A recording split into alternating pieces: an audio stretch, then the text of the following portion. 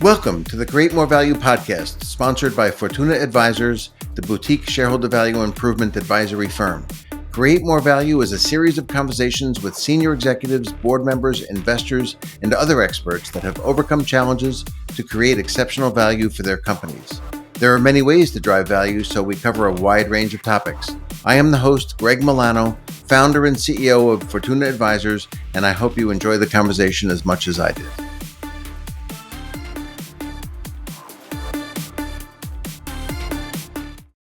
I would like to welcome Karl Pichler. Thank you, Karl, for joining me on our Fortuna Advisors podcast, Create More Value. Hi, Greg. Thanks for having me. Karl is the EVP and CFO for Sourceability Global Holdings, the private equity-owned parent of Sourceability, a global electronic components distributor.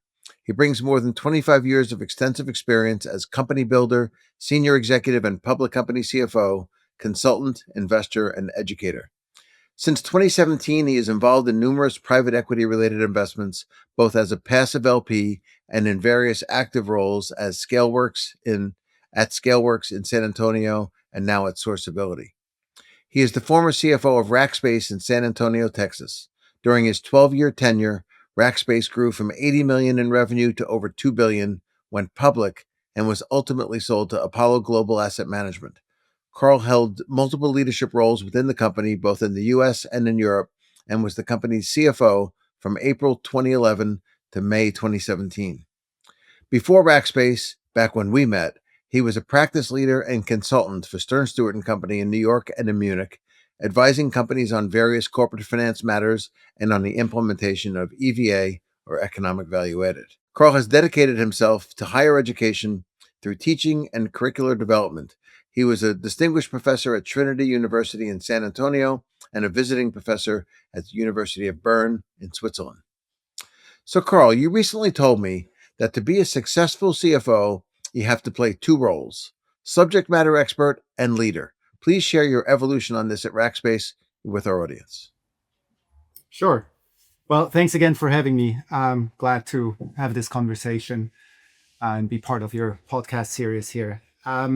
So I grew up in Switzerland, born and raised there. I spent a little bit of time in academia, and then I was fortunate enough to join Stern Stewart, where we met first, a company that I admired from the outside because their motto was to take the best out of corporate finance theory and apply it to the real world, which I was super interested in. And it was great to join that firm and do work really helping companies create value and create frameworks and approaches and understanding within the organization that systematically drives towards that result.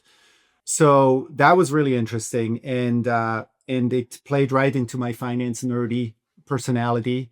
I really developed a fascination and passion for finance, and spent most of my time educating myself around those areas, corporate finance and financial markets, and became what we usually would refer to as a subject matter expert. And that's how I met Rackspace. Rackspace was a client of ours, and we did some consulting work for them, and I was the lead consultant there. And eventually I joined them. And when I did join them, I realized that the world of an executive and as a leader is very, very different than what I've experienced before. I felt very comfortable in my financial role, in my area of expertise, but very immediately you are exposed to a very different set of objectives and goals and tasks and roles that you have to play.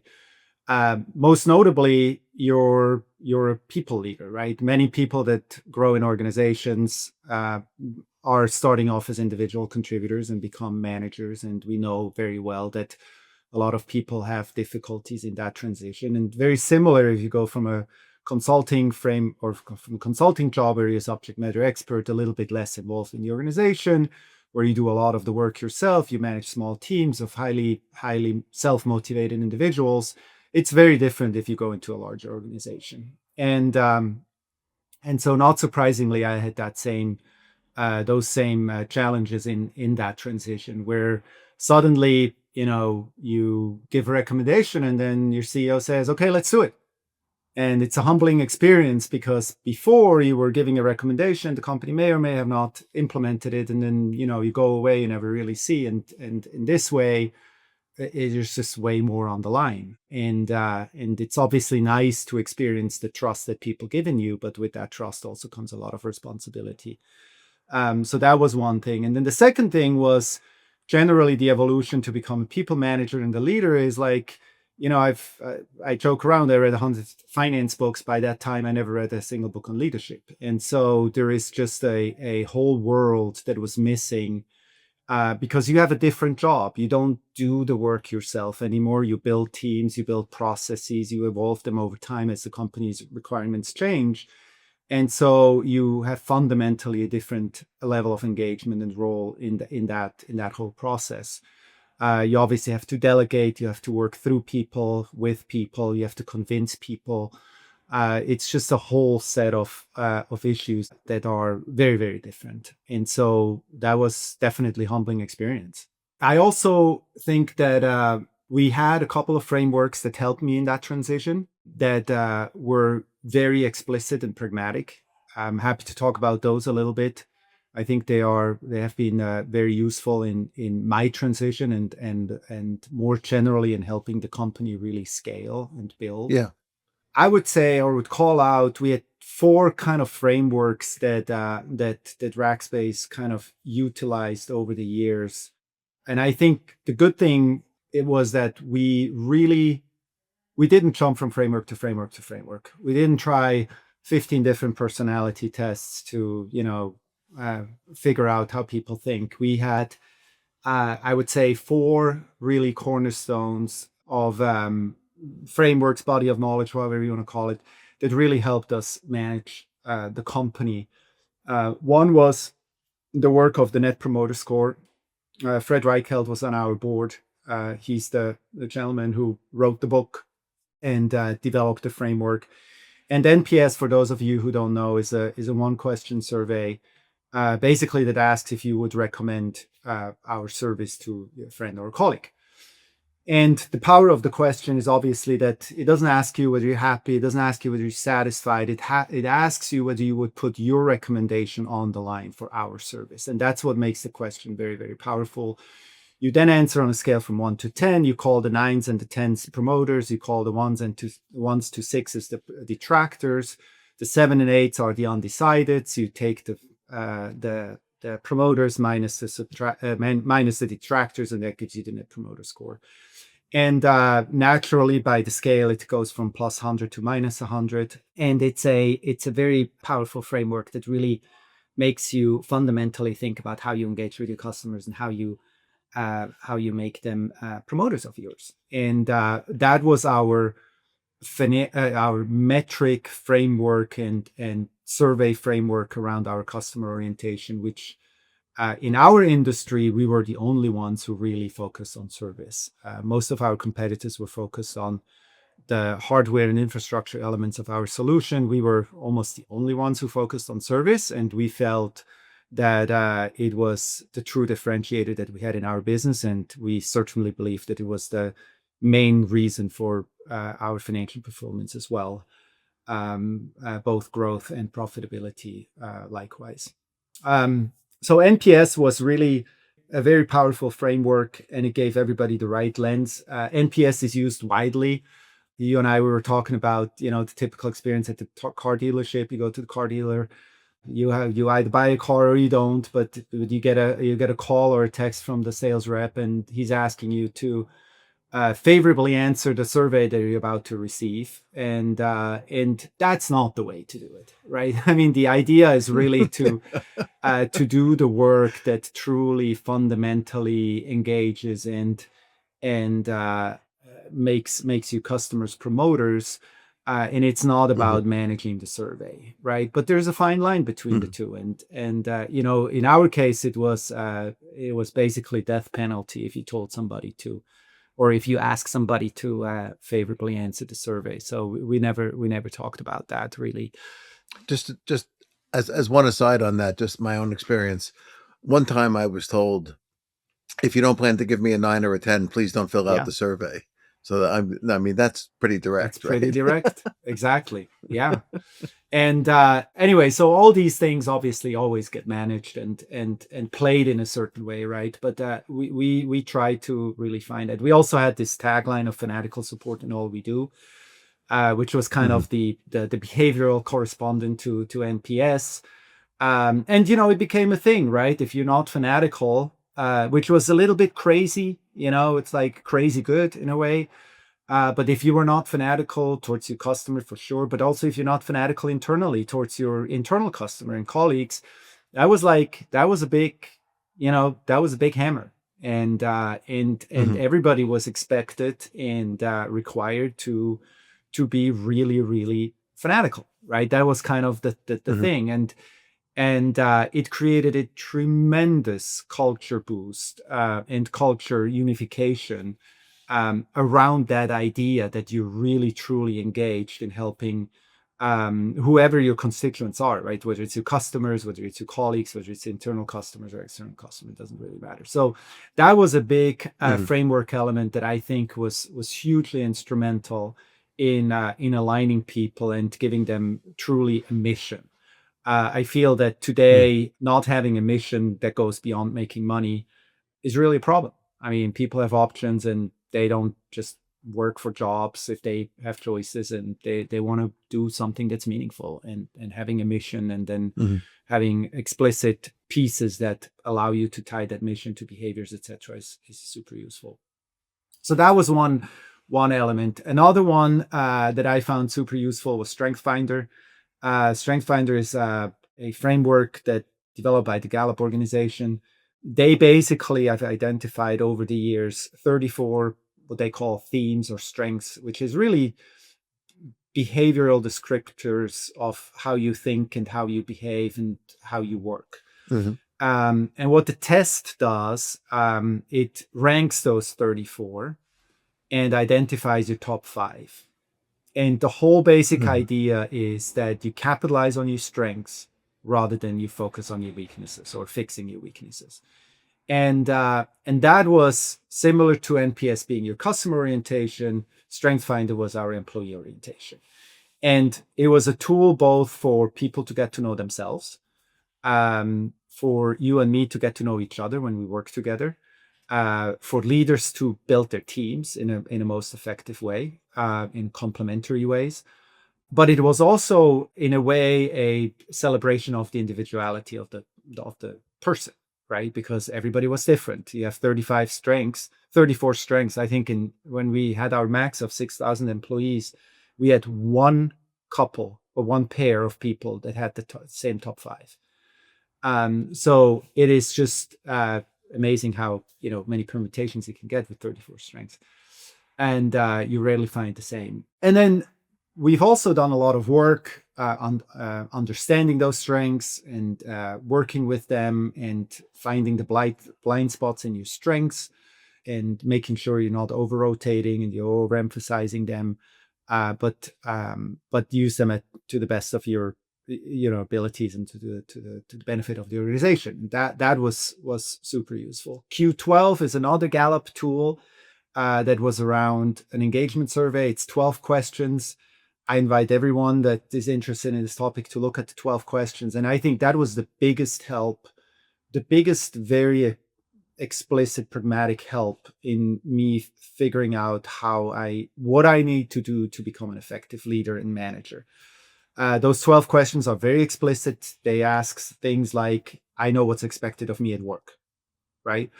Or I get to do what I do best every day. And those are very high aspirational bars, but you also realize that it gives the managers very clear direction as to what do they need to go work on, right? I need to make sure that people need to understand what they are expected to do.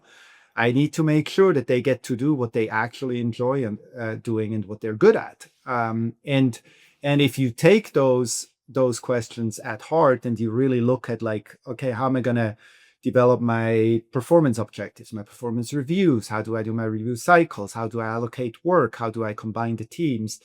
They were very, very explicit and pragmatic helps. So I think that It certainly helped me. I think it helped the organization. It also created a standard, which was that, well, if you're not a good manager, you're not going to manage, right? You may have Hmm. other Hmm. roles. You may continue to be an individual contributor, or be, whatever roles where you don't have to have managerial responsibilities. There's room for that always. But if you are a manager, you are held to those standards, and they are quite explicit and quite high.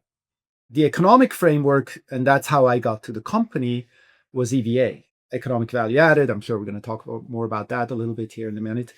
And we utilized EVA because we were a capital intensive infrastructure business. And we had to make sure, and the founders and the CEO at the time, Graham Weston, he very clearly recognized that capital plays an important role. In our specific case, our capital mainly got allocated by our customers, not by us. We were an infrastructure as a service provider.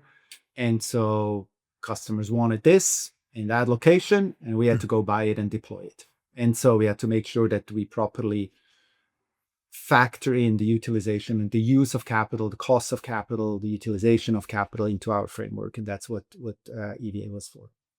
Yeah. Before I go on, I want to just go back to one section of what you just said, the Strength Finders framework. When you described it to me, and then I did a little reading on it, there's a great analogy to some work I've done on managing a portfolio of Mm-hmm. businesses. And what I find is that managements spend too much time trying to fix the problem business, and they don't get all they can out of their best businesses. And very often, based on our research, the value creation potential from mediocre to top performer of the best businesses is such a wider range than the problem businesses.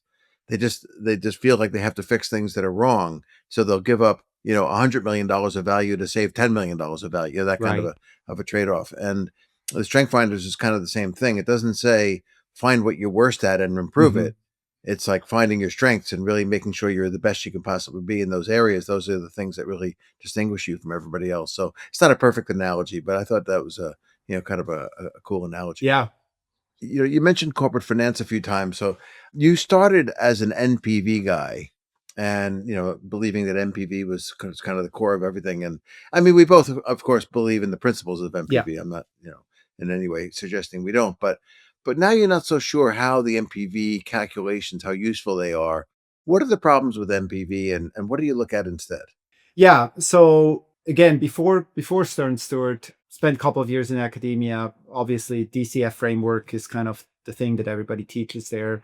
The basic idea, like you said, you want to engage in corporate activities that create value. What does that mean? You have cash inflows, cash outflows. Cash inflows should exceed cash outflows. You have to adjust for time value and risk. And you do all of that in the NPV framework. And it makes conceptual sense. It's perfect. It's like it's all encompassing. It looks into the future. It's Hmm. like, it's great, right? And so you get into that mindset, but then you realize that nobody in the corporate world actually uses it, or there are very few specific applications, like getting money in a capital budgeting process or pitching an acquisition, Hmm. where the concept suddenly appears in the decision making Hmm. process, or in the big deck of getting it through the board, but then it disappears again. And Yes. so the question is a little bit like, well, why does it not really stick, and why does it not really work? Because everybody that thinks about it, generally speaking, is in full agreement of it, right? And I think there's two main issues that are at the heart of why the applicability in the corporate world is difficult. One is it's solely based on expectations, and you need to manage actuals. And you can have a very long conversation about that, but I think it's clear what that entails, right? I mean, you can have endless conversation about how the future unfolds. Nobody can predict the future, but everybody tries nevertheless. But at the end of the day, you have to manage progress based on actual results, and you have to manage actual results. You have to realize them. You have to drive an organization forward based on actuals and not just expectations. And And I think Mhm. that's one thing. And the second thing, you have to have a period representation, because managing actuals is done in periods, in months, in quarters, in years, whatever you want to have your period at. And you need those cycles. And the idea of NPV, while correct that it capitalizes all the future into one number today, it doesn't lend itself to the corporate application that much. And so you need that periodicity, and you need the idea that it's based on actuals. And this is where EVA comes into play, right? EVA is the period actual corresponding metric to NPV, and that's why it's so fantastic, right? And it is the least flawed period metric you can probably design. That's why it's I think it's superior than anything else in terms of a holistic, comprehensive metric of financial performance. Just two comments on this. First of all, a couple of episodes ago, I interviewed Professor Aswath Damodaran from Mm-hmm. NYU, very notable Yes. valuation expert, and he criticized EVA and said everything should be done based on Okay. NPV. And the interesting contrast of the expert in, a professor in theoretical practice, and the expert who's, run a business, is kind of interesting. I'll just leave it at that. What did he say? Um, I'm really but curious. What was his argument? Well, he criticized EVA pretty strongly, actually, because of the ability to kind of manipulate it by driving short-term performance at the expense of long-term performance and other kinds of trade-offs Yeah. like that. And I think the points he made are right. And actually, our version of economic profit, residual cash earnings, we tried to fix some of that by not depreciating assets. You recognize performance more evenly over the life of an asset, Mm-hmm.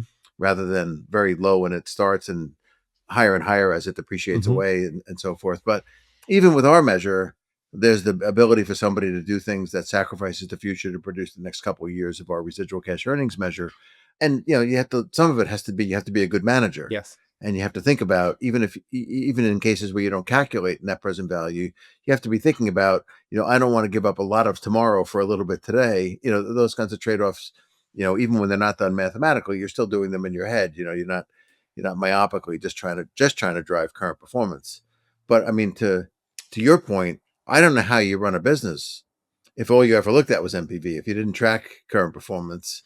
And as soon as you start tracking current performance, well, how do you trade them off? You need something that's better than just looking at Yeah. EBITDA. That's to my mind. I mean, we have a client right now where, EBITDA is growing like, 9% in their plan, but capital is growing like 12% in their plan. And so, it's not going very well. So that's, the motor and, example is a perspective which I Yeah. respect, but I think you have to balance it with the need to manage actuals, as you say. So I think your points there, are really very good. I also think, um, even when people don't use something as robust as EVA or our residual cash earnings, using some combination of things that get at the same measures like growth and return on capital, something that gets you driving the right kind of trade-offs, are critical, because in the absence, it's just there's like no accountability around Yeah. MPV. Um, Yeah. most of the investments get buried in the business. You can't actually see the incremental cash flows after you make the investment. Lots of companies try to do look backs, but they involve all kinds of allocations, and it's a huge effort. I mean, some can do it really well, like oil and gas. Everything's so separable. They can do look backs and have accountability to original forecasts and so forth. But in most businesses, it's a fool's errand to try to do that. So you need some kind of comprehensive period measure. I think it's a really good point, and again, so topical because of that recent conversation that I Yeah. had. Yeah. I think that there are obviously, he's an expert in valuation and all of that, and I think it's true what you said, in the sense that you can run a combination of metrics, which I think also ultimately, I'm not a big believer that you can collapse it all into one metric, and manage the company for EVA. The businesses are, some businesses are simplistic enough to even may come up or run it with different set of metrics. Like lots of software businesses have no capital, right? And or at least no capital in the traditional accounting sense, and so you can get away with even simpler metrics, right? But then you have working capital considerations. You may have receivables and payables that are on different time scales. So there is always a set of sub metrics, at least, or a, I don't want to use a balanced scorecard term. That's like that's not I think the right approach. But my analogy is always the airplane in terms of how you run a company and how you should instrument it out. You have a flight plan, but then you adjust constantly, right? You adjust speed, you adjust altitude, you adjust direction, but you generally know where you're going, but then you have constant adaptation along the way. And the dashboards in a plane are huge, right? You don't look at just two things, you look at 15 different things. And that's the same with financial metrics. There's no single metric that tells you the whole thing that you can blindly go maximize. And, there's certainly metrics that you should not maximize that are conceptually not lend themselves to be maximized. Like, if you go for earnings per share or EBITDA simply without considering any capital, then you may do silly things, as we've all learned over the years. So having said all this, Rackspace stopped using EVA. Why didn't EVA survive at Rackspace? Yeah, so that's a very good topic. So we went in with the full implementation, and the full implementation means we developed a measure, we applied it to the key decision-making criteria or decision-making elements of the business, which mainly around capital deployment and pricing. We tied incentives to it, and we rolled it out to everyone, right? We talked about EVA for a year or two, like in every meeting. We had it in our rookie orientation program. We talked about it very, very extensively. And I don't think that it ever died as a concept, but it certainly changed to the extent that we have applied it and we talked about it. We also went through some changes in our business model.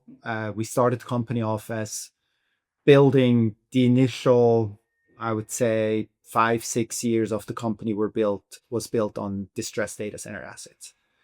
And the company had the benefit of picking up data center assets that came out of the dot-com bust. They were 10 cents on the dollar.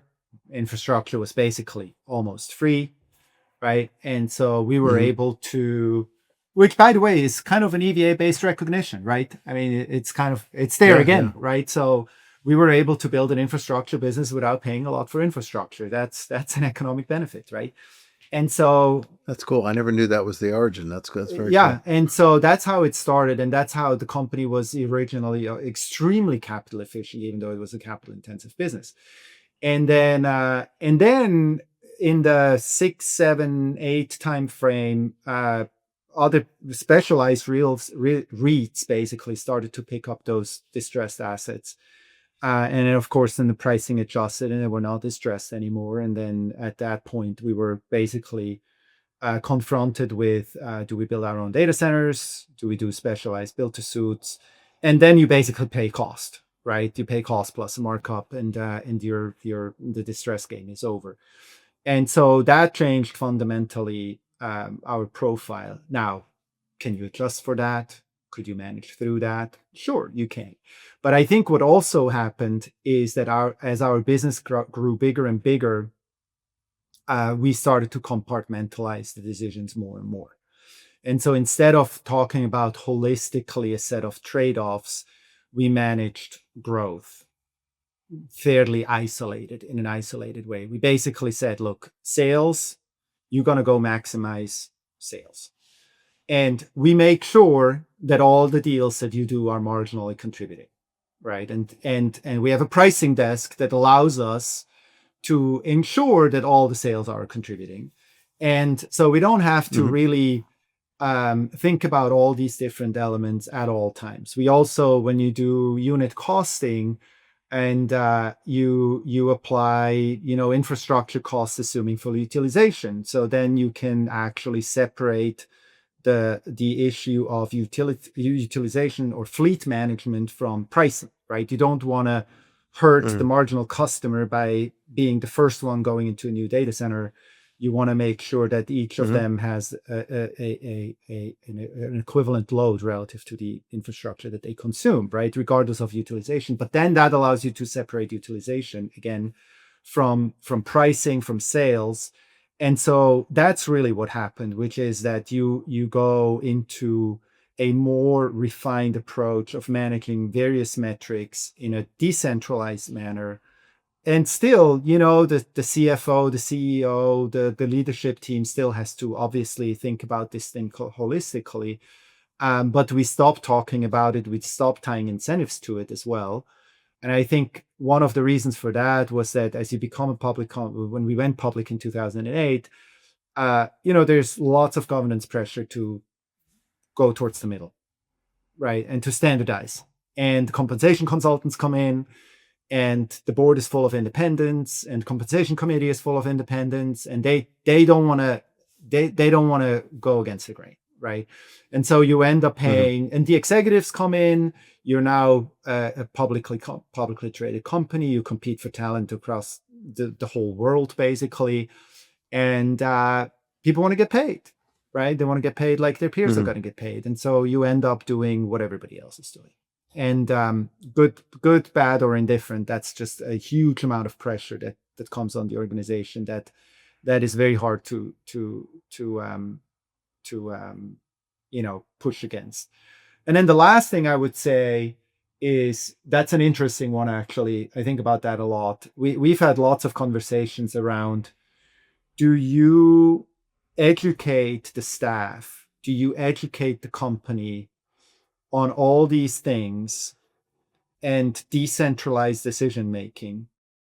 Or do you centralize decision making, compartmentalize it, and don't try to educate? Because if you educate the broad staff on EVA, I mean, 90% of the individuals they don't have the background, they don't have the interest, they don't have the daily need.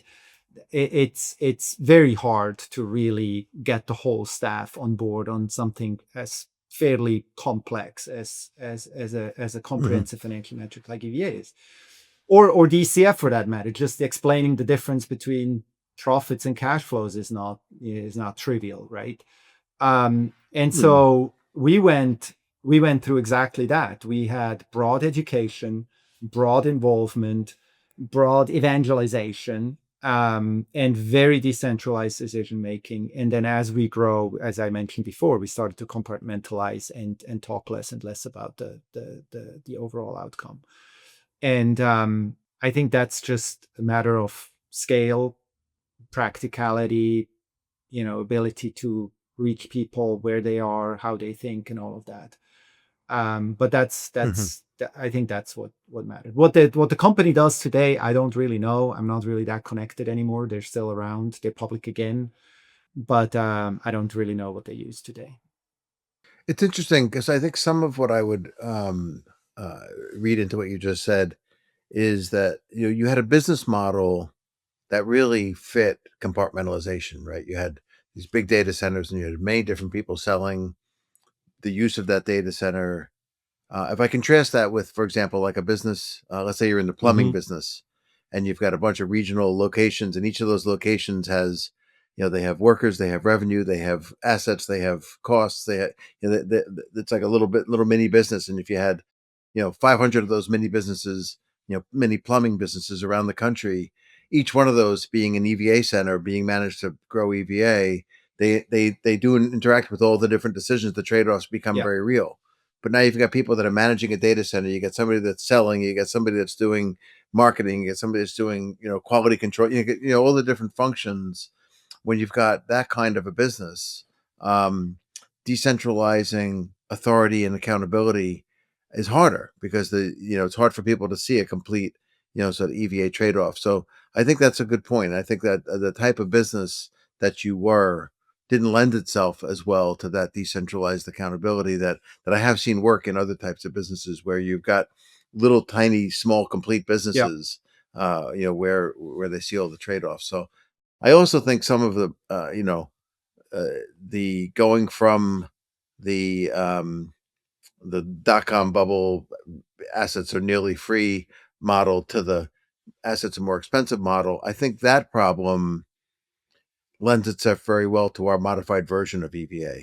Hmm. Because we don't depreciate the assets, you don't get that big upfront charge that then whittles away as the asset depreciates away. You get a more even charge, and so that um, you're more likely to, you know, make the right trade-offs as to when something's adding value without having to wait 3 years for it to start depreciating away, kind of thing. So I think there are some differences there, but I think the bigger thing is the business Yeah. model. You have a wide range of experiences. You talked a bit about different metrics and so forth. Are there any thoughts you have on the most problematic metrics that you've seen? What are some of the pros and cons of some of the things that you've seen that you think you'd recommend people stay away from? Let's say. Well, let's start with our favorite, EBITDA. For some reason, unbeknownst to man, this metric has found its way into everybody's head, and people talk about all the time. I think it's just halfway down the P&L, right? That's it, halfway down the P&L, and it's before a lot of Mhm. things, and and that's maybe on the very specific circumstance. I mean, my personal explanation, which I never actually confirmed, was that I think EBITDA probably came up in the old days of LBOs where you had massive amounts of sunk investments and there was no marginal capex. If anything, it was just decommissioning of capital, so to speak. And so all that really mattered is you had tax loss carry forwards, you had no marginal capex, and so all you really needed to do is prune the businesses, get cash out, and retire debt. And under those circumstances, I Mhm. could think that possibly maybe EBITDA is maybe some sort of a profit proxy or cash proxy, right? And maybe that's where it came from originally, and that's kind of how it's sustained. And it's still, in every debt agreement, that's your financial metric, right? It's EBITDA, it's nothing else. It's that, and then it's adjusted 15 times on top of that, right? For everything that may or may not happen in the future and things that are happening today, and it's completely negotiated number, which is fine. I mean, that's just the way the world works. But the question always becomes like in a managerial context or in a company running context is always like, what are metrics that you want to maximize and what are metrics that you want to control, and what are you control metrics and you're maximizing metrics, right? I mentioned before we got to a point where we originally said, well, as long as EVA grows, it's great, right? Then we got to a point where it's like, well, we just want to get to a point where we can say that every marginal dollar of sales is great, right? We want to set up the Mhm. processes so we can simply say growth is good. But that requires certain Mhm. things. We have to be involved in pricing. We have to understand capital deployment and all of these things, right? So once we have that in place, we can go maximize sales and be comfortable that corresponds to value creation. Um, Mhm. there is so EBITDA just does not do any of that. I mean, most businesses do have marginal capital requirement, or at least when they're growing, they do, and even when they don't grow, they have to replace capex or the Mhm. capital Mhm. base. I mean, if you want to run a going concern and you have assets in place to do your work, then you will have to replace them. And so the idea that there Mhm. is no capex is crazy. So then people say like, well, then you do EBITDA minus capex, and then you have all these Mhm. issues with like now you have the lumpy nature of capital that flows through your period metric, which is not the right thing to do. And then you Right. get back to what you mentioned before, right? How do you spread out the use of capital over your period metric, and what kind of approaches do you use to do that? There is Mhm. a growth ROIC framework. I think that's a great caller, and in his book they talk about that. And I think that's meant a great mental framework because growth and ROIC really matters, because you do want to obviously grow. If you don't grow, you die, and of that belief, and you have to earn adequate rates of return on your capital investments. That's a given. True, that's a given as well, which is all just a variation of the same NPV and DVA talk that we've had before.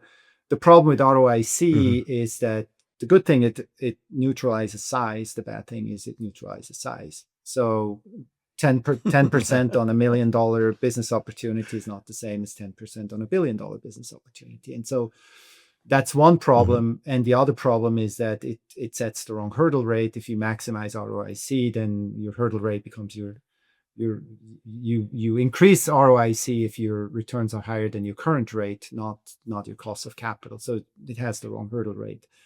And deals, the way that deals present themselves in the real world, they don't come all together and then you can pick and choose, right? This is another thing where the theory in the textbook is completely off, right? Where you have like, well, you have to choose between 4 different projects and they have these different profiles.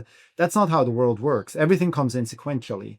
Very rarely do you have mutually exclusive projects that you can choose from at the same moment. Things come in sequentially and you have to say yes and no on each individual project as they arise.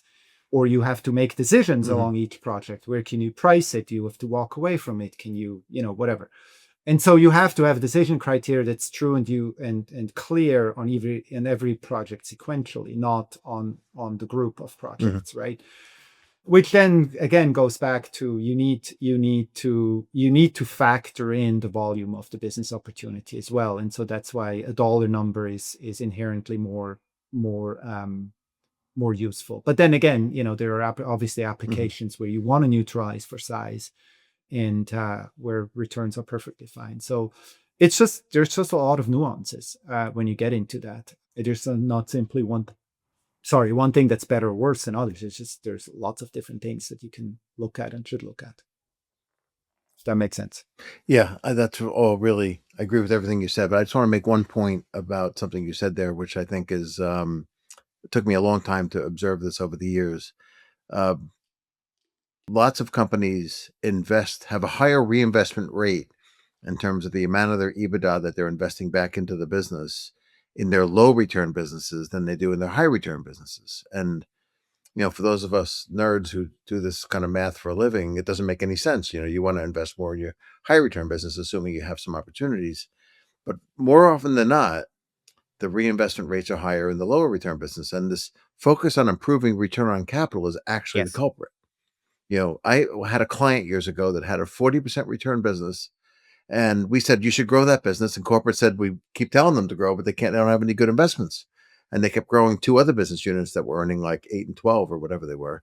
And the 40% return business had very low reinvestment rate. And we finally got to meet the management of the high return business like 6 months later. And they said, we have plenty of investment ideas.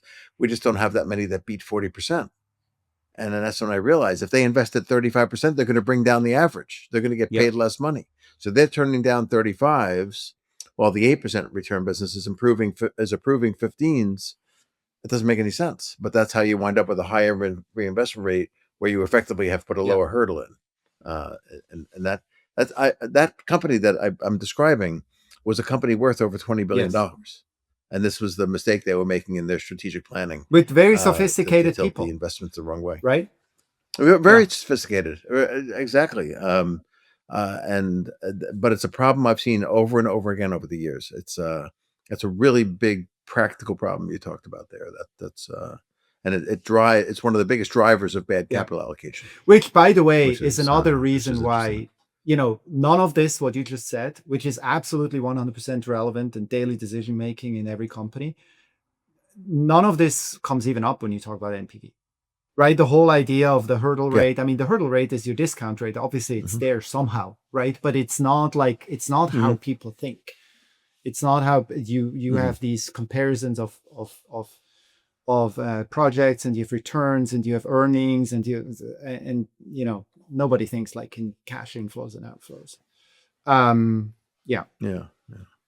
All right. Well, this has been really great. I really appreciate you doing this, Karl. I think this has been a really outstanding session. We've been speaking with Karl Pichler. Thank you, Karl, so much for joining us for this important conversation. Thank you, Greg. Appreciate it. You have been listening to Create More Value, sponsored by Fortuna Advisors, and I am your host, Greg Milano, founder and CEO of Fortuna Advisors. I hope you have enjoyed this episode. Fortuna Advisors helps companies with strategy, capital deployment, business management, corporate culture, and incentive compensation, all aimed at driving top quartile total shareholder return, and the equivalent for private companies. To learn more, contact us at info@fortuna-advisors.com.